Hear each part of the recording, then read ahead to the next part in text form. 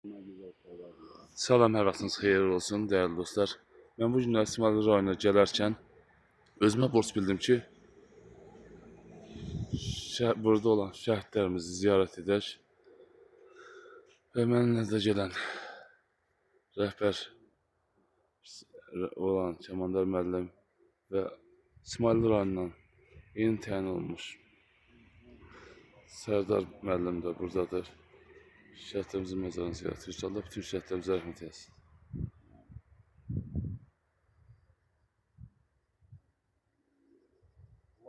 Allah rəhmət eləsin. Allah bütün şəhidlərimizə rəhmət eləsin. Amin.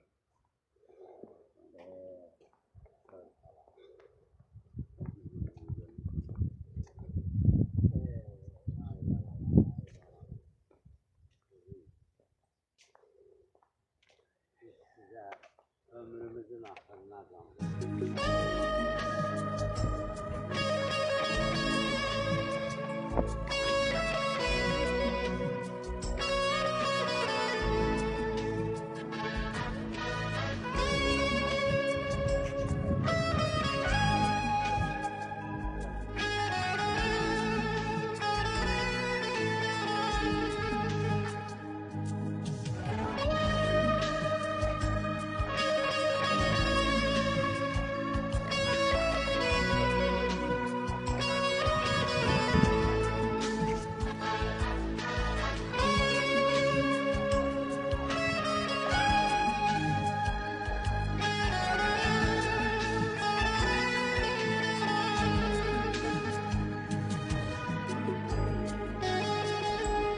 Allah rəhmət eləsin şəhidlərimizə.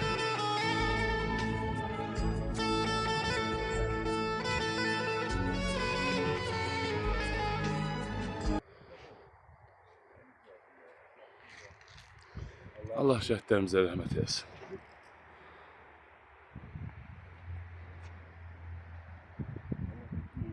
Şəhidlərimizə rəhmət eləsin. Amin. Bütün şəhidlərimizə rəhmət eləsin. Kəmandar müəllim də gəldi bizim vətəndaş kimi iştirak elədi. Gözəl, çox gözəl. Sevindik, hamısını. Məməlumuz şəhidlərimiz də var. Məməlumuz çox şəhidlərimiz var. Allah hamısına rəhmət eləsin. Allah rəhmət eləsin şəhidlərimizə. Bütün şəhidlərimizin hamısı. Bunların sayəsində bütün şükürlər rahat gəlsin, rahat dolanmır.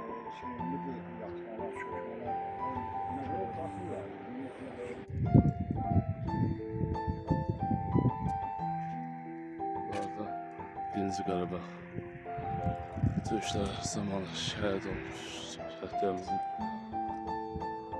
portretləri də